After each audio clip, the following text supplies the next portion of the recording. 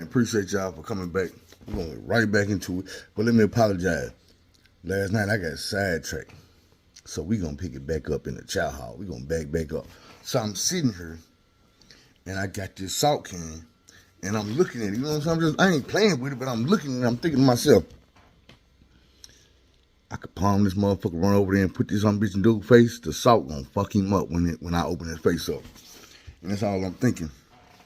But I'm like, shit, something happened. Something happened, broke my concentration. So I ain't do shit. But like I say, we in max population, so we coming out every day for chow. We coming out every day to go to work. And I'm like, I'm under 70%. This is the shit that I tell myself. I'm under 70%. So I can't, unless I catch a free word charge, I'm not gonna get no more time. My time ain't gonna move. I'm going home the same day. But if I let dude play with me and my money, then he can play with me and my money. And this too much money, like, I'm thinking back, like, nigga, I done did it to a nigga over wave grease. Nigga, that's like $3.50. So what you think I'm gonna do to you about all this? $30, $40, $50, $60, $70, $80, $100. What you think I'm gonna do to you, bro? Like, I just got to the point where, well, really, at this point, before Westside paid me, I was never at a point where I never thought I would need money from my family. So, getting in that position changed a little bit, but not much, because I'm like, man, can't be no whole ass nigga in the penitentiary. So believe me, I'm plotting on the hustler. Westside ain't got about the birds. Now, keep in mind that I'm telling y'all this shit going over a week's period of time. Now, when I was locked down behind the door before I got to max population,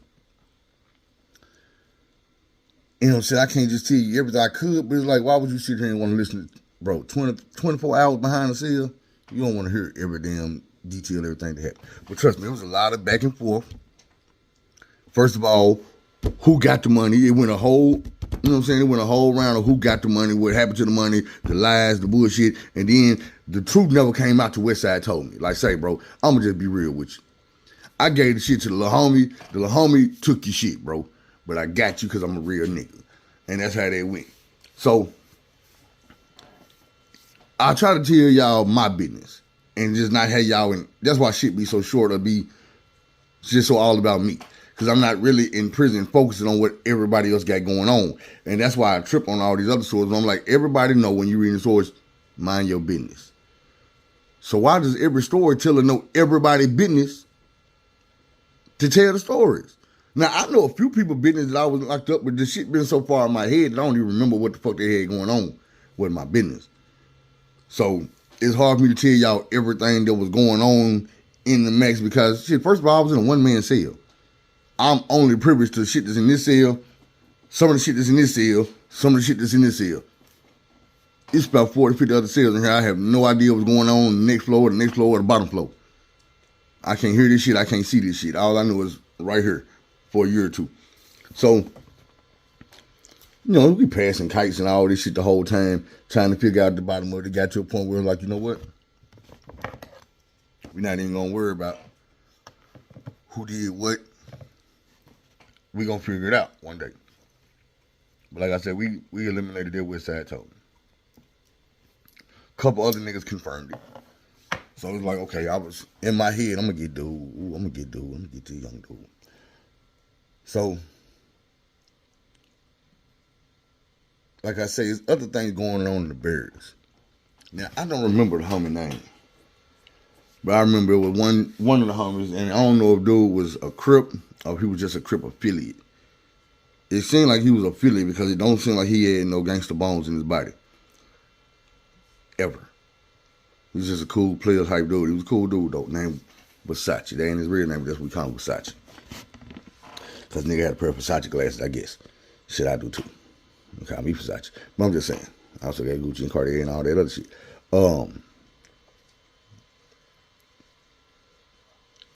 I forgot what happened to Versace or what was supposed to happen to Versace. But Versace had gotten into it with somebody, bro, and it was a blood dude. And this is all going on in the midst of the shit that I got going. The shit that I got going on really didn't die down. Like, niggas ain't talking about it, but in my head, it ain't went nowhere. So, the whole time I'm plotting, I'm pretty sure what I'm gonna do is I'm gonna hit this nigga with the salt shaker.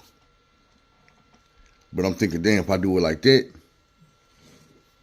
ain't no avoiding going back to the hole, starting this Max shit over. I'm gonna be back in Maxpo, probably behind the door. Then they gonna have me back here till the time I go home. Probably behind the door. I don't really want to do that, but fuck it. This about my money, my respect.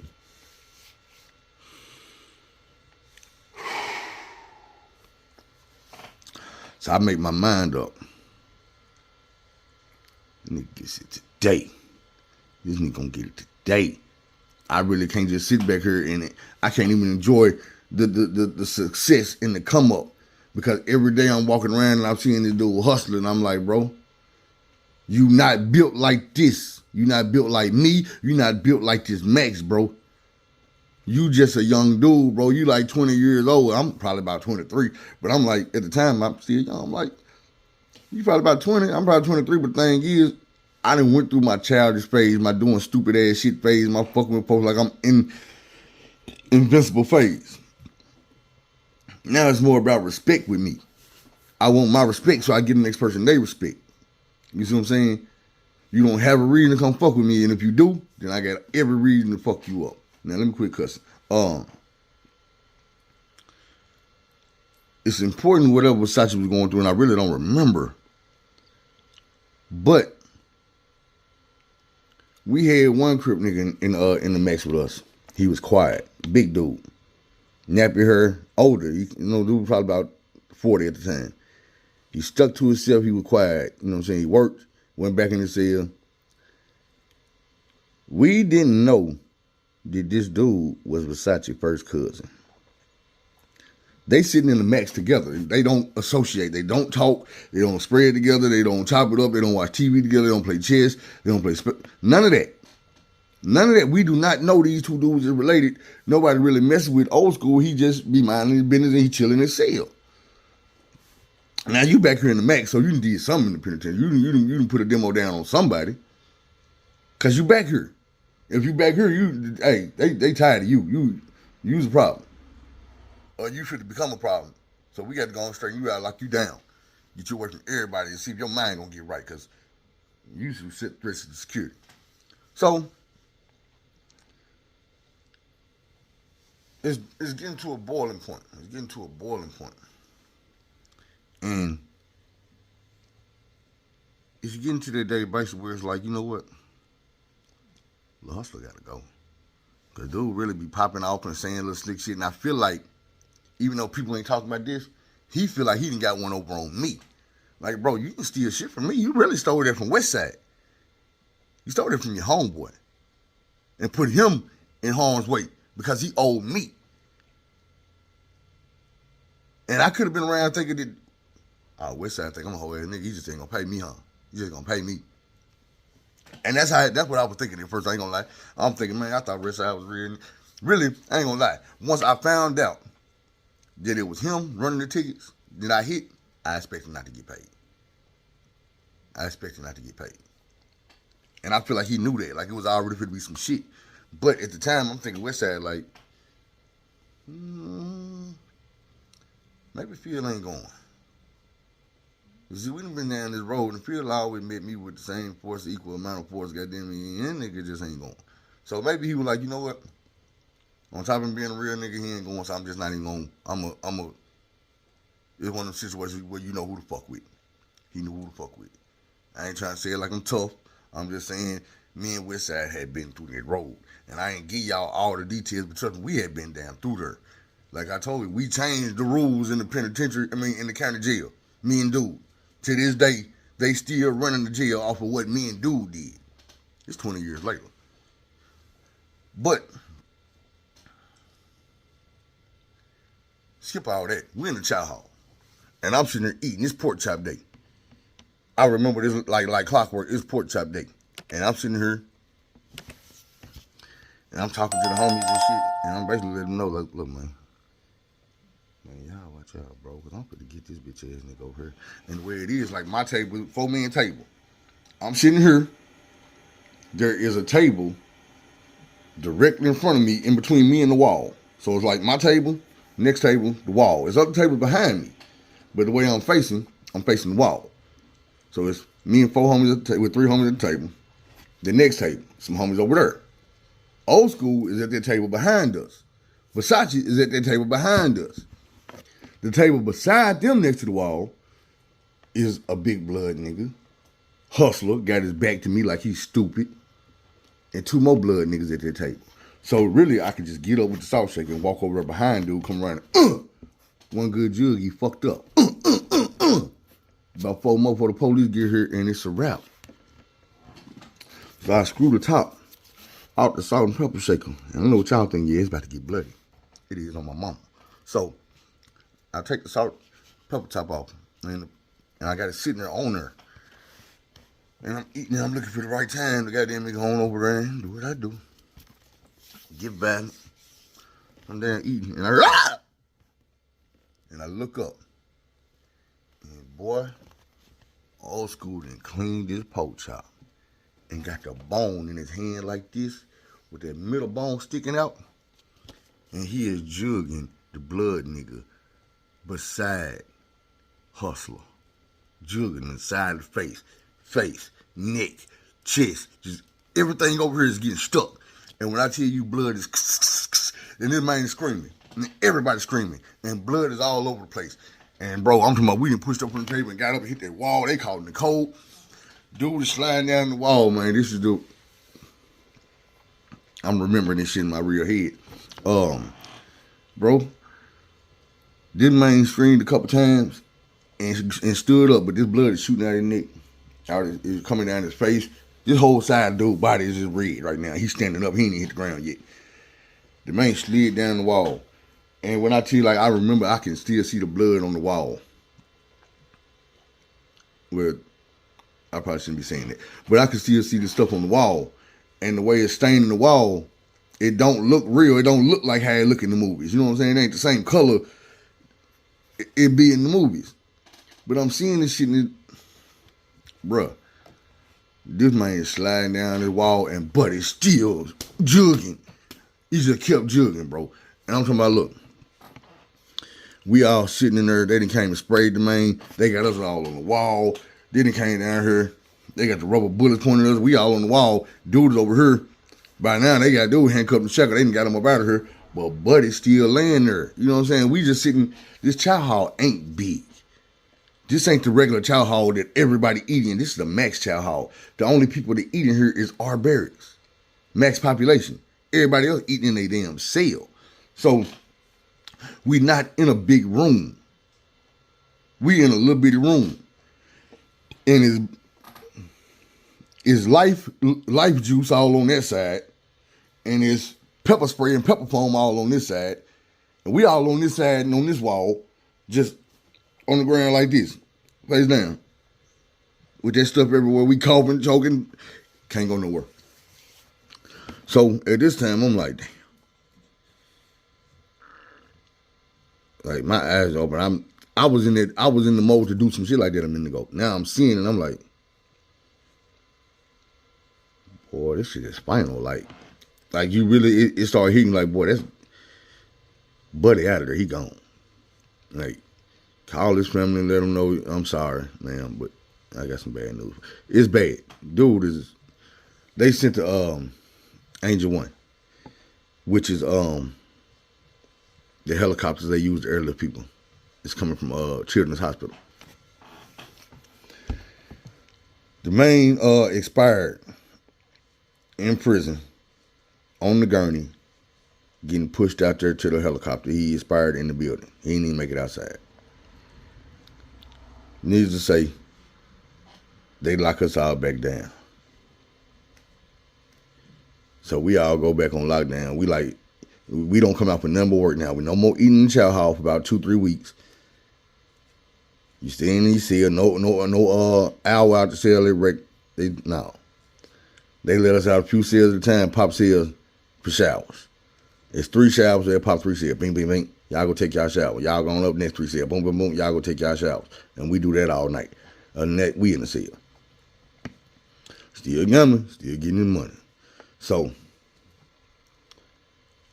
I forgot how long we stayed at the cell, but I know by the time we got back out to where we can come back on the floor, the hustler was gone.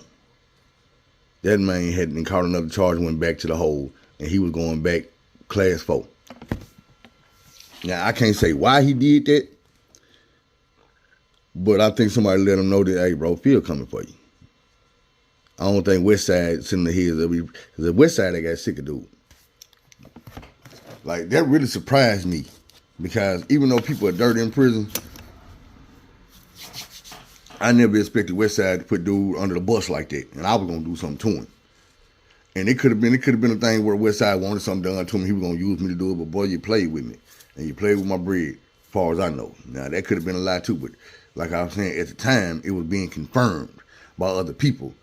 That, yeah, man, that ain't none of my business. But if Westside told you, I'm gonna keep it real. Yeah, he ain't dude ain't lying, bro. But the goddamn he hit you, thought he was tough, bragging, and feel behind though he ain't gonna do shit with the event. Say, bro. So it is what it is. Westside gone. I can't get the dude, but I'm back here, and I done came up. So eventually, I had to let bygones be bygones and just hold my position. That was the main thing anyway, is me not losing my position over this BS. Because I could have easily lost it. If you ain't got no respect, you're not fit to run the store. How you gonna run the store with no respect? People taking your stuff. Everybody gonna come, hey bro, let me get it. And then when store call come, now you know you ain't getting paid back. And now everything I had gone, I done gave it away. It don't go like that. And if I would have been in a situation where I thought it was about to go like that, yeah, I would have had to go and do dude. And that's why I was about to go and do dude. Because it get treacherous like that. You know what I'm saying? That's what I be trying to tell y'all. It's like, you be thinking you can avoid some stuff in prison, and unless it's divine intervention, you can't. You're going to have to act. You're going to have to do something to somebody. And the thing is, because that's how the politics work. Because if it ain't you doing it to them, then there's somebody sitting over where you ain't never paid no attention to that's watching you like, oh, yeah, that's how dude is. I got him. I'm telling you. People sit around and wait and watch. They will watch you get into it with the next person, and the way you react, let them know, damn, I need to start bullying dude. I need to start picking on dude. I need to start taking dude stuff. He's an easy target.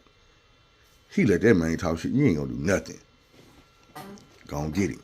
Now, I'm not that type of person, but like I'm telling you, you got enough of them in every prison that it's gonna always be some bullshit. You got somebody who tough, and they feel like their toughness puts them in a position where they deserve it. Like I was talking about success. Success was those who take it. That's what success is. Because let's just say you're a basketball player. There's no amount of practice you can do to one day you don't need to practice no more. You see what I'm saying? LeBron James, Michael Jordan, Kobe Bryant. Even when they had 2-3 rings, do you think they woke up and didn't practice? I'm not talking about Allen Iverson. Allen Iverson never got a ring. He was good, but he didn't understand that your talent and your skill only go as far as your work ethic. You see what I'm saying? Your talents and your skills is only going to take you so far as your work ethic. It don't matter how much talent you got if you're not going to get out here and do nothing with it.